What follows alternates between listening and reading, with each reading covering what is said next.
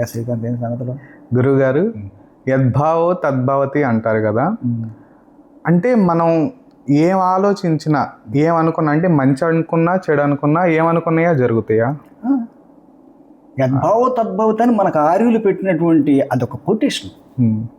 ఆ కొటేషను ప్రకృతిలో పరమాత్మ నుంచి వ్యక్తమయ్యే ప్రతి విషయం కూడా అదే ఆ భావంతో భవించిందే. అర్థం ఉందా? భావంతో భవించటం అంటే ఉద్భవించటం, మూలతలం నుంచి వచ్చినటువంటి ఆ ఉద్దేశమే ఉత్పన్నమైనట్టు మనం చూస్తున్నాం కదా. యద్భావో తద్భవత, ఆ భావం అట్ట ఉంది పరమాత్మలోది. ఏదో చెయ్యాలి, ఒక ప్లే హాయిగా ఉండాలి అని ఆ యొక్క శక్తి కదిలింది. పరమాత్మలు ఉంటే ఆ సత్పదార్థం నుంచి చిత్ పదార్థం కదిలింది, శక్తిగా చేసుకుంటూ పోతుంది, జరిగిపోతుంది. అది మూలమైనటువంటి మాట, వేదవాక్ అది, యద్భావో తద్భవతి. అందువల్లనే మనలోంచి ఉత్పన్నమయ్యేటువంటి భావాలని శుద్ధీకరించుకొని మాట్లాడాలి, వ్యక్తం చెయ్యాలి. వ్యక్తం చేసినప్పుడే అది శుభ ఫలితాలు ఇస్తుంది. అంతేగాని ఏదో ఒకటి వచ్చింది, నోటికి వచ్చిన మాట, ఏదో దృష్టిలో ఏదో కనపడింది, దాని ఎమ్మట పోతాం, ఇది పొందుతాం, అది నాకు కావాలి, ఇలాంటి విషయాల వల్ల నీకు సరైనటువంటి ఫలితాలు రావు. ఫస్ట్ ఒక మాట, మనం ఏ స్థితిలో ఉన్నామని మనం చూసుకోవాలి.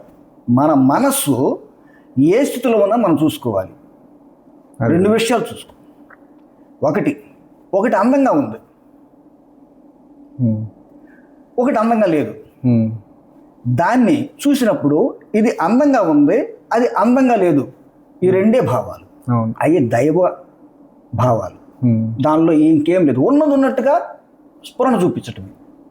తర్వాత ఇది అందంగా ఉంది, అది నాకు కావాలి, ఇది అందంగా లేదు, నాకు వద్దు. ఇది మానవతత్వం, అది సహజం. అంటే ఆశ అంటాం చూసావా, అది అందంగా ఉంది, నాకు కావాలి, ఇది అందంగా లేదు, నాకు వద్దు. ఓకే. ఇంకొకటి ఉంది, ఇది అందంగా ఉంది, అది ఇంకొకరికి తీసుకోవడానికి లేదు, అది నాకే కావాలి, ఇది రాక్షస భావన. ఇది బాగులేదు, దాన్ని అసలు నేను దగ్గరికి రాని, దాన్ని తీసవతల పడతాను నా జీవితంలోంచి అనేటువంటి నెట్టివేత రాక్షస భావన. మన మనసు ఏ స్థితిలో ఉందనేది మనం ఫస్ట్ ఐడెంటిఫై చేసుకోవాలి ప్రతి క్షణం. ఇది మన స్వాధ్యాయంగా చేయాల్సినటువంటి కార్యక్రమం. అది గమనించుకున్నప్పుడు ఆ వచ్చే సంఘటన బట్టి మనం ఏ స్థితిలో ఉండడం మనకు అర్థమవుతుంది. కనీసం మానవులో ఉండాలి, ఉత్తమంగా అంటే దైవంగా ఉండాలి. దైవంగా ఉన్నప్పుడు నీకు అంటుకోదు, ఆ భావాన్ని చూసుకుంటావు, అనుభవిస్తావు. అంతేగాని అంటుకోదు, పాప పుణ్యాలకు అంటుకోదు, మానవదానికి అంటుకూడదు. ఈ రాక్షసత్వానికి మాత్రం ఎప్పటికైనా సరే దానికి రిపీట్ కొట్టుకొని పాతాళ లోకానికి తీసుకెళ్ళదు. ఇది లెక్క.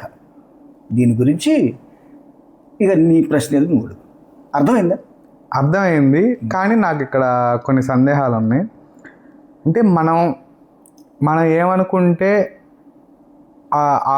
దానికి సంబంధించిన పనులు మనకు జరుగుతాయి. ఇప్పుడు కొన్ని సందర్భాల్లో ఇందాక మీరు అన్నట్టుగా ఇది బాగాలేదు, ఇది నాకు వద్దు అని అన్నారు. కానీ ఇది బాగాలేదు, ఇది వద్దు అనుకున్న సందర్భంలో కూడా దాని గురించి ఆలోచిస్తున్నాం కదా, అది మనకి అంటుకునే అవకాశం ఉంది. అందుకని మానవులకి పాపపుణ్యాలు అంటుకుంటే నేను చెప్తుంది. కనీసం మనం ఆ చిన్న విషయం చూపిస్తాం కాబట్టి అవి అంటుకుంటే వద్దన్నది మళ్ళీ మనకు వచ్చింది. వద్దనేది వద్దు, అది రాక్షసత్వం అయిపోతుంది. ఖచ్చితంగా వచ్చుకుంటే డబల్ స్పీడ్ కొడదు. ఆ స్పీడ్ అంటే ఇప్పుడు మనం దీన్ని ఈ విధంగా ఆలోచించుకోవచ్చు. ఎలా మనం వద్దనుకుంటున్నాం, కావాలనుకుంటున్నాం అనే విషయం పక్కన పెడితే మనం దాని గురించి ఎంత అయితే ఆలోచిస్తున్నామో అది అంత వేగంగా మనకి వచ్చే అవకాశం. మంచి అయినా చెడైనా దాని గురించి నేను రాసిన ఒక కొటేషన్ చెప్పండి.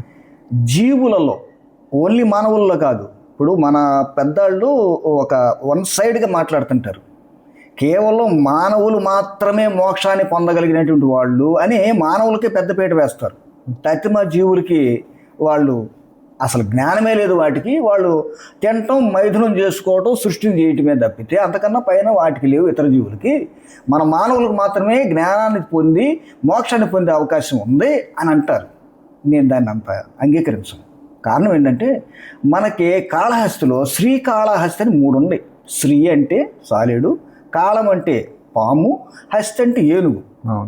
మరి శ్రీకాళహస్తీశ్వర మహత్యంలో దూర్జటి కవినా నాకు గుర్తులేదు, ఆయన కావ్యం రాసినప్పుడు ఏం చెప్పారంటే ఈ 3 జీవులు కూడా మోక్షాన్ని పొందినారు, తమ తమ భక్తి భావాలని వ్యక్తం చేసుకుంటూ మోక్షాన్ని పొందినారు. మరి వేరే జీవులకు మోక్షం లేదు, మానవులకంటే అది స్వార్థం. ఎవరి పరిధిని బట్టి వాళ్ళకుండే ఆలోచనలు ఉత్పన్నమవుతుంటాయి, దాన్ని బట్టి వాళ్ళు చేసుకుంటూ పోతారు. అందరికీ మనం సముచిత స్థానం ఇవ్వాలంటే ఒక అద్వైతంలోనే ఉంది. అంతా ఒకటే, జీవుడు దేవుడు ఒకటే. కాకపోతే ఆ జీవతత్వాన్ని తీసేస్తే దైవతత్వాన్ని మనం పెట్టుకునేటువంటి మనం చూసే భావనలో మనం అలవాటు చేసుకొని దాన్నే ప్రకటించడం వల్ల దైవస్థితికి మనం తీసుకెళ్ళదు. అందులో కొటేషన్ ఏంటంటే జీవులు అంటే మొత్తం, నేను మానవులని అనలేదు, జీవులలో ఉత్పన్నమయ్యేటువంటి ఉద్దేశాలు, స్ఫురణలు, మన భావనలు, మన ఆలోచనలు అవి క్యాన్సిలేషన్కి అవకాశం లేని అడ్వాన్స్ రైల్వే రిజర్వేషన్లు. రైల్వేలో తత్కాల రిజర్వేషన్ ఉండేది, అది చేసామంటే అది అంతే, డబ్బులు వదిలేసుకోవడమే. అట్లాంటి రిజర్వేషన్ అది అప్పుడు రాసినప్పుడు అది ఉందన్నమాట. నువ్వు ఏ ఒక విషయాన్ని బలంగా కోరుకుంటే దాన్ని నువ్వు అనుభవించాల్సింది, అది మంచి. నువ్వు తప్పించుకున్నా నీ వారసులు తప్పించుకోలేరు. నేను చెప్పే సిద్ధాంతం అది. నువ్వు తప్పించుకోవచ్చు, ఏదో ఒక మార్గంతో చేసావు కాబట్టి తెలుగుంటుంది దొంగలా తప్పించుకోవచ్చు, కానీ నీ వారసులు పోద్ది, ఖచ్చితంగా పోద్ది. కింద నుంచి పైకి కావచ్చు, పై నుంచి కింద కావచ్చు, అది వేరే విషయం. కానీ అది నువ్వు తెలుసుకున్న తర్వాత, నువ్వు తప్పుగా కోరుకున్నావని నువ్వు తెలుసుకున్న తర్వాత పశ్చాత్తాపం కలుగుద్ది. ఒక టైంలో నీలో కొంచెం జ్ఞానం కనుక శుద్ధి అయితే పశ్చాత్తాపం కలిగినప్పుడు అరే ఈ కోరుకున్నామే, ఇది నన్ను వచ్చి కూర్చోడు, ఇది కూర్చుంటే నాకు ఇబ్బంది పడాల్సి వస్తుంది, నేను ఇది తప్పుగా కోరుకున్నాము అని ఒక టైంలో జ్ఞానం కలిగినప్పుడు నీకు ఉద్దేశం పడద్ది. అయినా అది ఆగదు, అది వచ్చే కూర్చోడుది. మరి ఇక్కడ పశ్చాత్తాపడ్డాం కదా, ఏది వస్తుందేమో, అది రాకుండా ఉంటే బాగుంటుంది అని అనుకున్నావు చూసావా, అది కూడా వస్తుంది దాని తర్వాత. క్యాన్సిలేషన్ కూడా తర్వాత అవద్ది. అంటే అందువల్ల ప్రభావం తగ్గుద్ది. నువ్వు పశ్చాత్తాపం వల్ల పడటం వల్ల ఈ ప్రభావం కొంత తగ్గుద్ది. కానీ కోరుకున్నది మనసులో ఉత్పన్నమైనది ఏ జీవికైనా సరే ఎప్పటికైనా జరిగే పోద్ది. కారణం ఏంటంటే ఆ కోరుకున్న పరమాత్మ కాబట్టి. ఇక్కడ మెయిన్ ఇంపార్టెంట్, ఆ కోరుకున్న పరమాత్మ వారసత్వం కాబట్టి. అంటే మనం స్వర్గంలోనే ఉంటున్నాం, స్వర్గంలో అనుకున్నట్టు అయిపోద్ది, అది గుర్తుపెట్టుకోవాలా.